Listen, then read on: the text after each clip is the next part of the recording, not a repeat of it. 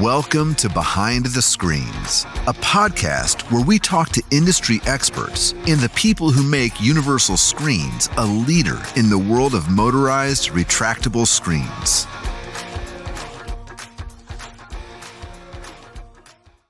Welcome back to another episode of Behind the Screens. Already, I like it. Yeah, I'm the CEO of Universal Screens. My name is Sean Culbertson. I'm joined today, to my right is Michael Longoria. He is our VP of Operations, and Derek Costa. He is our lead in the metal cutting station. Before we get started, as the previous episodes, we've got a new beer here. Never sampled it before, so blind test. This is another one from 903 Brewers up in Sherman. This is Pineapple Magic. Go ahead and read what we got here. Pineapple, lactose, vanilla, and marshmallow flavored Berliner Weiss style ale. So never tasted it. They did tell us the suggestion was to pour it out because it does have real fruit in it. Oh, nice. Oh, so we'll go from there. So, yeah, so on this episode of this podcast, what we wanted to do was we wanted to dive a little deeper into Universal Screens and our employees. Particularly on this one, we've brought in-house Derek. The reason is because Derek's a character, and I don't mean that in a bad way. Like, Derek has a lot of personality, and we wanted to bring him in here. And honestly, we may not say another word. Derek may talk for the next 30 minutes. Big personality. So let's get a question in there, though. So, Derek, how did you even start working for Universal Screens? How did that go about? Did we have a job post and then you came in, or did you come off the street? How did that all happen? So I was in between jobs. I'd gotten laid off from a vape wholesale warehouse or whatever, and I found y'all on Indeed. It was quick, man. I got my interview. I felt like I smashed my interview. Apparently, so did everyone else, and I was in within the next day, maybe 2 days. The important question tops. is, who hired you? Who interviewed you? Rich. Rich interviewed you? Rich, yeah. We'll give him that one then. Yeah, you got to give him a little bit.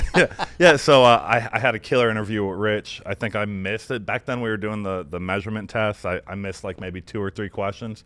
He sent me back. He didn't. How did he get in? He didn't know his measurements. He sent me back. And he was like, "Man, stop and look at it."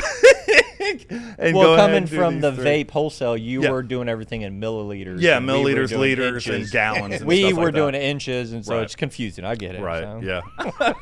So you knew nothing about our industry when you got here? Very little. I mean, the screens that you see at maybe a Home Depot, which doesn't even compare to what we do Yeah. here. You know what I mean? No, I did not. Yeah. I knew nothing about the industry. Okay. Now I feel like I know a pretty decent amount. Yeah, and when you came on, what did you do your first day? What were you hired on as? I was like a metal helper. Okay. So I did a lot of cleanup and a lot of carrying. I carried a bunch of aluminum for a couple months. You know what I mean? And I mean, within those first couple weeks, they threw me on the saw and this and that, and measured every single little thing that I cut, which is good, you know what I mean, because I needed that. And started off as a helper out in the metal department, and it was real grunt work, which I was okay. I just wanted a job, and I was glad that I had the opportunity. And man, now look where we're at. Well, so I mean, you mentioned grunt. I mean, it's a hard, demanding job, whether it's cold in the warehouse, and certainly in the summer when it's hot. Right. So those are times where you're out there, you're sweating, you're fatigued, you're sometimes it's tough on you physically, if not all the time. I mean, what kept you coming back? My work ethic? I mean, the stimulus check y'all give out every 2 weeks. I mean, ever since I was 12 years old, I've been working, right? Whether it was mowing lawns for the neighbors in the community that I lived in, so I could buy my own clothes, so Mom didn't have to go to Walmart and buy me my clothes. I wanted expensive stuff. Yeah. And as soon as I was able to get a regular working job at 15 years old, I started working. And I don't know if it's my dad being in the military 30 years as a Marine, or it was my mom working the 3 jobs while he was gone. Yeah. You know what I mean? That instilled a type of work ethic in me. But I come back because every time I leave the door of Universal Screens, Stone Cold Steve Austin music crashing glass shattering. I feel like $1 million, you know, because I put it in. I put that work day in, and I love that. I love that at the end of my day. And I'm not. I mean, like, I should be exhausted, but Mike has seen my streams, and he knows that, like, I have way more energy. No matter what type of day it is, I'm still able to entertain and produce. So I mean, it's like, I don't know, just coming out of this place and knowing that you put a solid one in, and this place makes you feel that, and you're proud of it. You're proud of it at the end of the week when we count how many units we put in. Do you find it more satisfactory than, you know, let's say working at a vape shop or retail or something? You go in and you put in your 8 hours and you leave. I've heard people work retail just hate it. And I can't judge it because I've never done retail. Like, I guess retail for me was KB Toy Store, Black Friday, right? I was 17, 18 years old, and it was a nightmare. But I can't really compare it to that. As far as, like, the vape warehouse, they had AC. Yeah. I worked in the clean room in there, making big bulk stuff. They had AC. But I like this better because it's more physically demanding, honestly. I mean, like, doing 5-gallon jugs of vape juice and mixing and this and that was fun and fine and dandy and whatnot. Making my own flavors was cool. But I feel like this is more of a challenge for me, and I enjoy a challenge. You know what I mean? So, yeah, I mean, like, I look at my numbers at the end of the week. I'm proud of what I do, and if I'm not proud of what I do, I find a way to fix it the next week and make what I'm doing better for myself to feel good, you know? So this past year has been a huge positive change for you. You've got a newborn baby. A dad. You know, how has that changed your life? And not only a dad of a girl. Yeah. So I have a 11-month-old baby daughter. Her name's Lilith. She is absolutely adorable. I've become an emotional wreck. Right? Like, I'm this tattooed, I feel like you might be, whatever. I feel like you're about to cry now, just even thinking about it. I didn't know if I was going to cry when I started this when you asked the very first question, right, of how I became a part of this family. I get it. And my family probably knows, but in my head, I don't think they do. Like, I cry about a lot, right? But not outwardly. Like, I'll cry about a stupid commercial, and it has to do with a father-daughter, and I'll be like, oh, yeah. Yeah, if I hear the wrong song coming to work, right, I'm like, oh, I missed my shot. Yeah. Like, dude, when I leave for lunch, when I leave from lunch, because I live about 10, 15 minutes away or whatever, so I dart home and I walk my dog. I got a 94, 95-pound German Shepherd Doberman mix. And when I leave to come back to work, like, I want to get back to it, knock the rest of the day out, this and that, and I have plans and stuff in my head of what I'm going to do. But that little girl looks at me, and I swear, she trips the lip, and she starts crying. I'm like, baby, don't. I'm going to fall apart. And I start apologizing to my lady. Baby, I'm so sorry. I'm so sorry. Fatherhood will get the best of you. It has changed me in a whole bunch of different ways, to be honest with you. Emotionally, for sure. I used to be a lot colder than what I am now. And that you see the world in a completely different perspective, light, you know, and you have a daughter, and maybe the same thing is if you had a son and that was I don't think so. I think just having a daughter, being a man, having like we all know changes you. You'll be in a princess dress with your nails painted tonight. Oh, you're not kidding. That's what your daughter wanted you to be in. Yeah, you know? tea party the whole night. Say no. Yeah. You cannot say no. So. And we were all one time just, Mr. Tough Guy. Yeah. And the fact that you're willing to, let those guards down and do that, it says a lot about you. I've got some guys that I grew up with that still seem like they're too tough, Yeah. I'm like, come on, man. I know somebody specific, if their daughter asks them to paint their toenails, they're like, no, I'm not, no. And I'm like, okay, you come over, paint my nails. That's fine, Yeah, of course. It's also made me really look toward more of my future, right?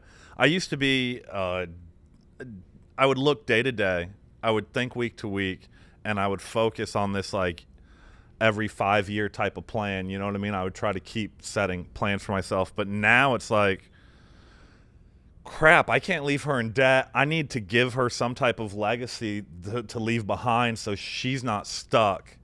You know what I mean? Yeah, Paying it's for not everything just for about me and stuff. you, It's yeah. not about me anymore. Yeah, Yeah. because like I've been in a 13-year marriage before. I've been in relationships and stuff, and it's like some people do come and go. It sounds bitter and hard, but some people come and go. Yeah. But my daughter's always going to be my daughter, and I'm always going to be her father. And with my past and what I missed out on as far as parenting, I don't ever want to do that Yeah. for my child. You know what I mean? Like, I want to leave her something, and I've never had that feeling before. I almost got choked up there. Did you catch me? Like that I was caught you. Take that a was sip. Yeah. that was All right, close. let's try the beer. Let's think about The beer's something. delicious. Yeah. Beer's you already delicious. tried Yeah, it I out. tried it too. Sorry, Yeah, it guys. is. Yeah, It actually is very good. yeah, Oh, yeah. That's So- delicious. that should be illegal. One of the great things, and I don't know how we came about doing it, but and you'll have to correct me if it was either earlier this year or if it was later last year. But when we did the ride-alongs with everyone, and Mike and I, we took a vehicle and we just grabbed 2, 3, 4 people in there, and we went to Starbucks, you Yeah. know, and try to find out a little bit about each person that has nothing to do with work, you Right. know. And one of the things that we found out about you was that, and I mentioned the word character earlier, is that you have, that's you on the on your chest, you know, and that's your character, your persona, this you know, your escape each night that you do this online stream. And when I heard about it, I was like, yeah, who the hell follows this guy? But I'm wrong. You apparently have a very good following, and you do some really great things. So, you know, tell us a little bit about that, and as well as where people can find you. Well, first off, I'll say I'm not a character. I am myself in my streams. Probably times 10 though, right? Like Oh, yes. Oh, yes. Times 10.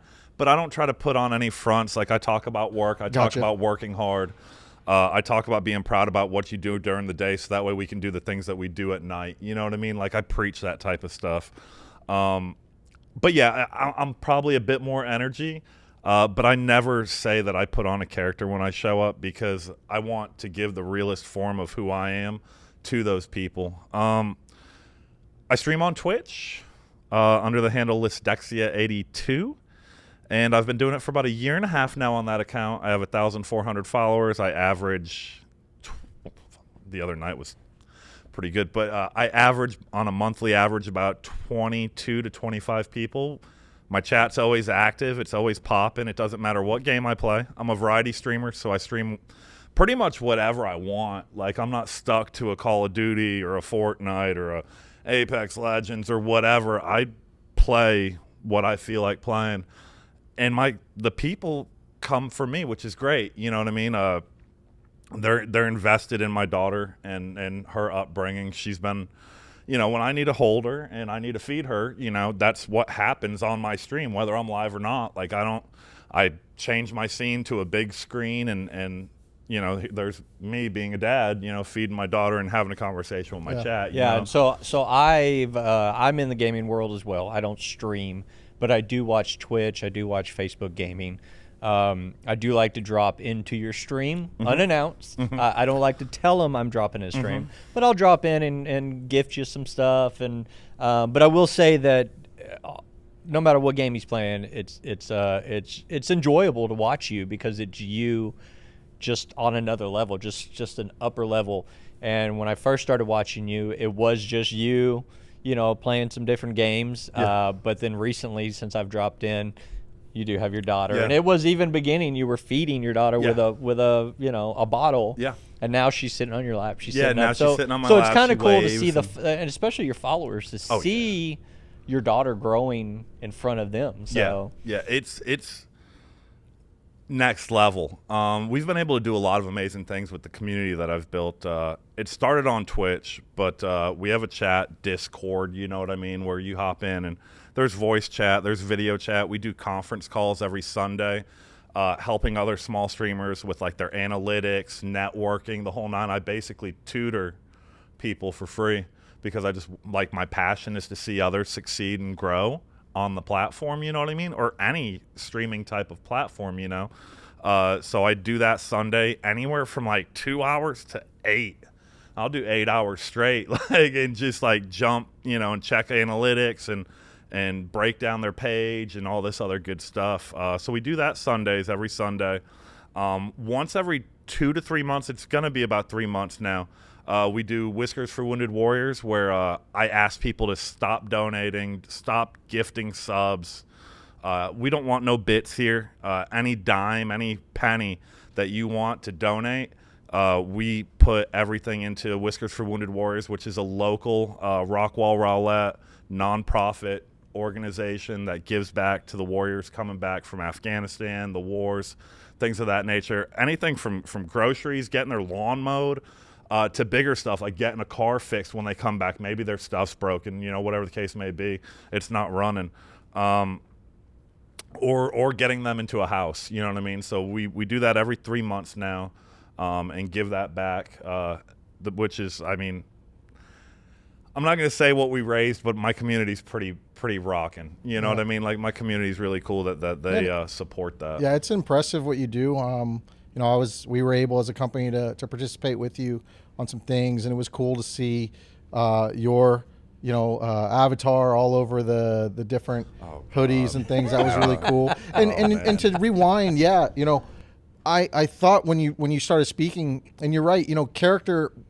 What I didn't mean in a negative way. It was just like, you are who you are, man. Yeah, and you're that way every day. And what I like about the idea, and this building is much bigger, and almost this building has shifted how I hear you, because in the old building, when it was smaller, I could hear you and I could hear your positivity, and I loved going out and you have that positive vibe all the time. And it's awesome because it's not always positive. I mean, it's a tough job that you guys do. Right. And so you've been with the company during the hyper growth. We were already growing when you got here, but you got here with the hyper growth, through, right before the pandemic and through the pandemic. Mm-hmm. And you've seen the pictures and seen where these, you follow us all over all our social media platforms, and you see some of these houses these go on. What kind of pride do you take in that with that you have your hands it's on that product? It's probably a lot more than what any one of you guys here in the office even know. I see a lot of Mosquito Mafia and the KJ stuff and this and that on Facebook, you know what I mean? Palmetto Blinds and whatnot. And I show so many people, right? Yeah. I'm like, this is... You see, I mean, I didn't do all that. I didn't install that, but that's what I build day to day. You can claim it. And if you well, I will then. I will then.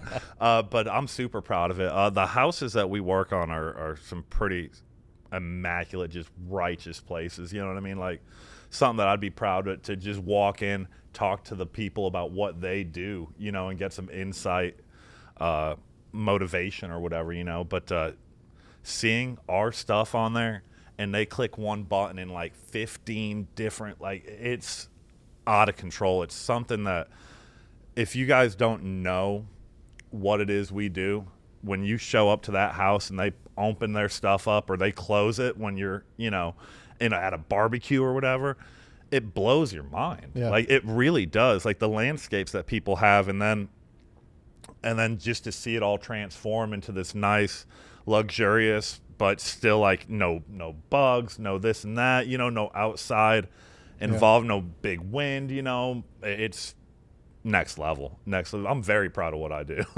Yeah, man.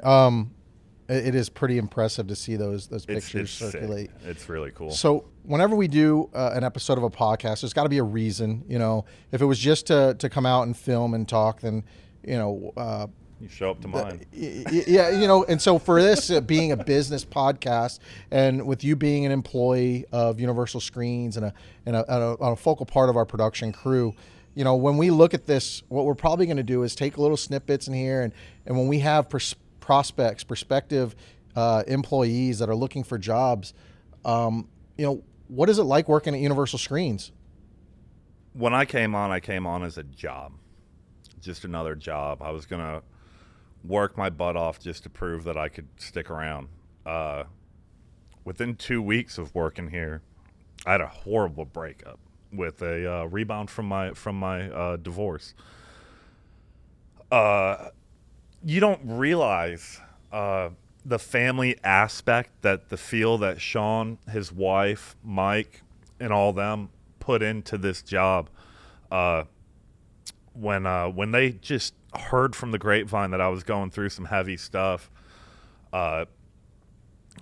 they they helped me get a place. Like I was down and out and sleeping from friend to friend's place, and I'm telling you, I was only 2 weeks in, and to feel that is a next level of it's not just business, it's love, and you don't find that a lot. Like I said, I've been working since I was 12, on a paycheck and payroll since I was 15, and there's no one like Universal Screens. I don't care who your boss is, who your boss is, who your boss is.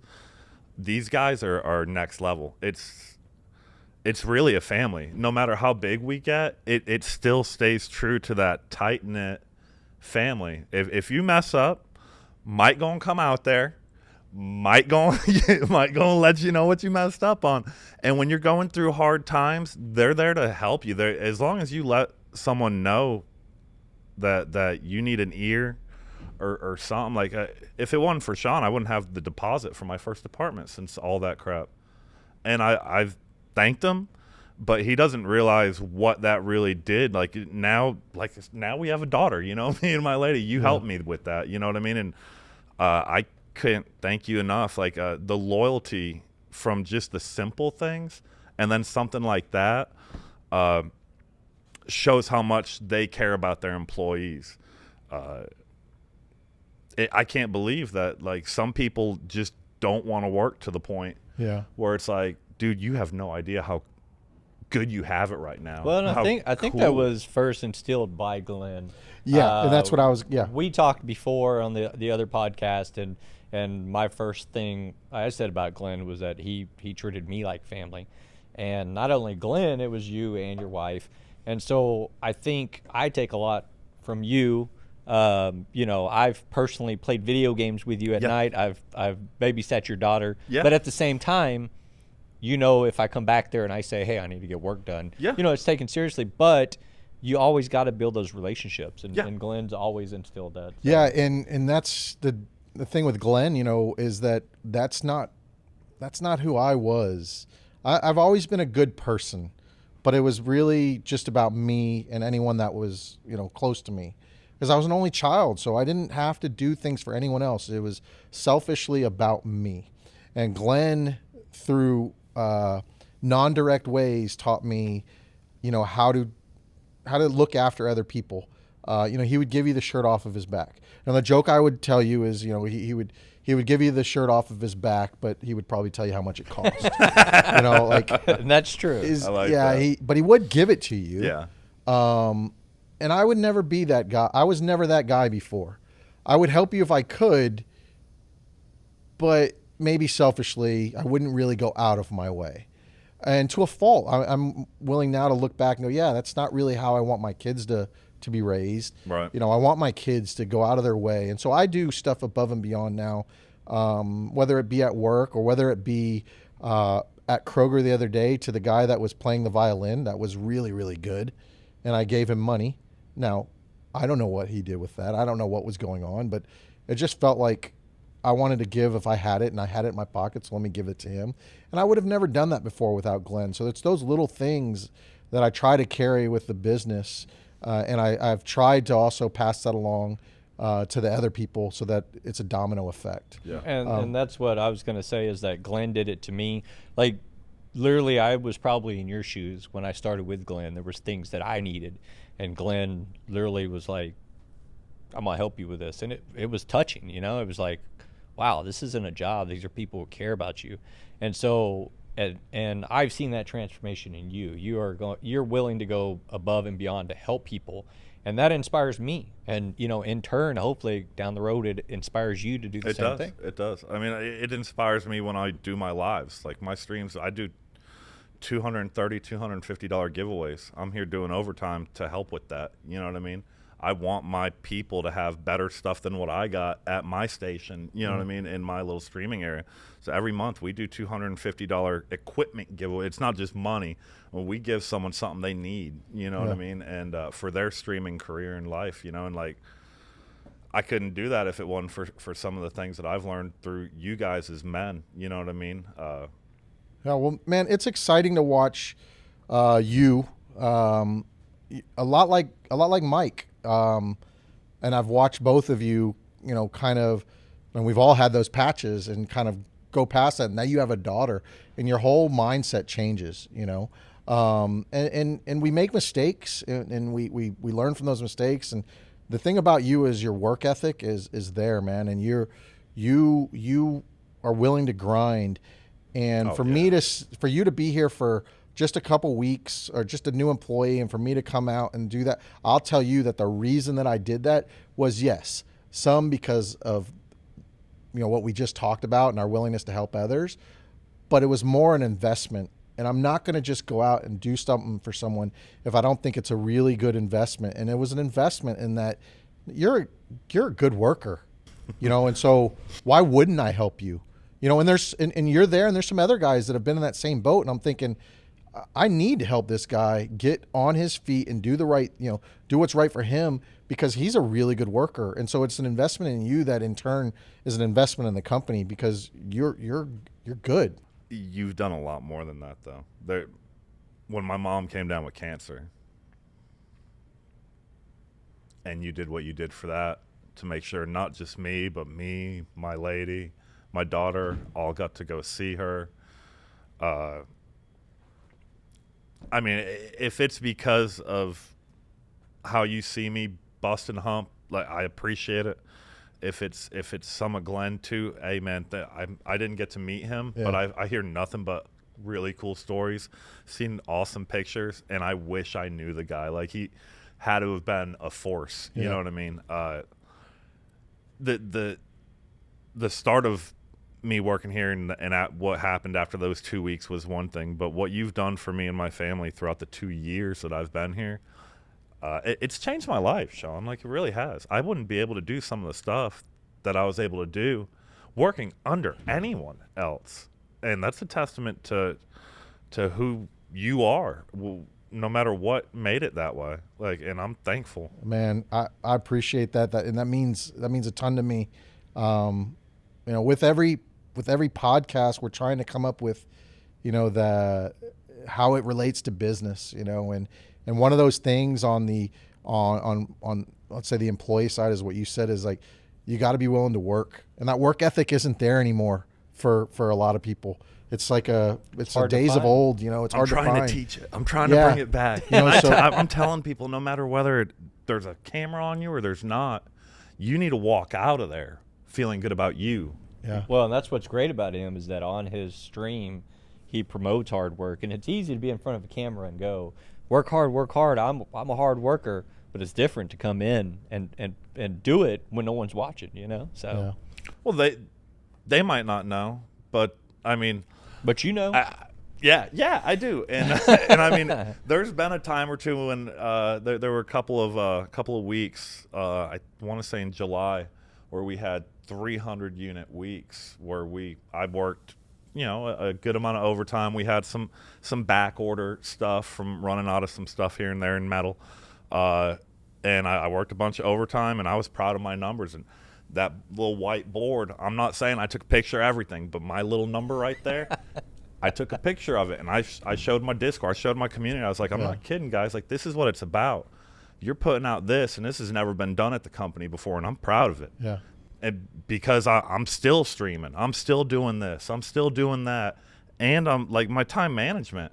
If I'm gonna say one thing about me, my time management skills are pretty good. You know what I mean? Like, they're pretty good. Like I'm able to work 40 to 50 hours a week. I'm able to stream 3 times a week, and I'm able to raise my daughter in a positive atmosphere. What an amazing woman. I cook almost every day.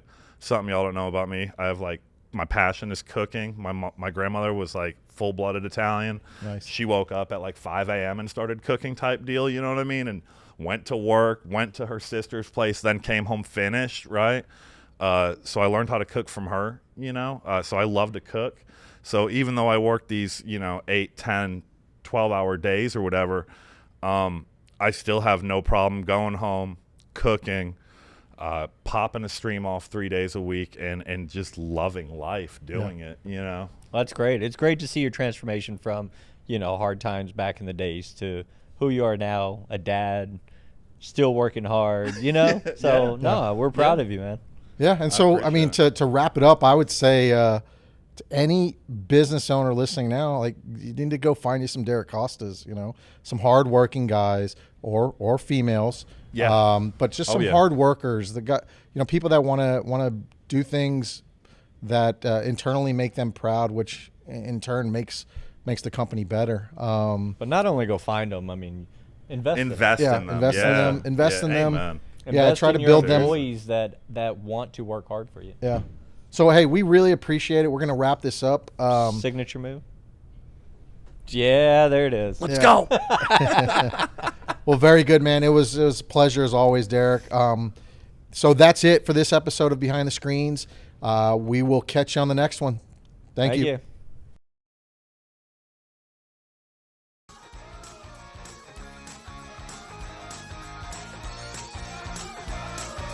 Thanks for listening to Behind the Screens. Don't forget to follow us on your favorite podcast player and leave us a review.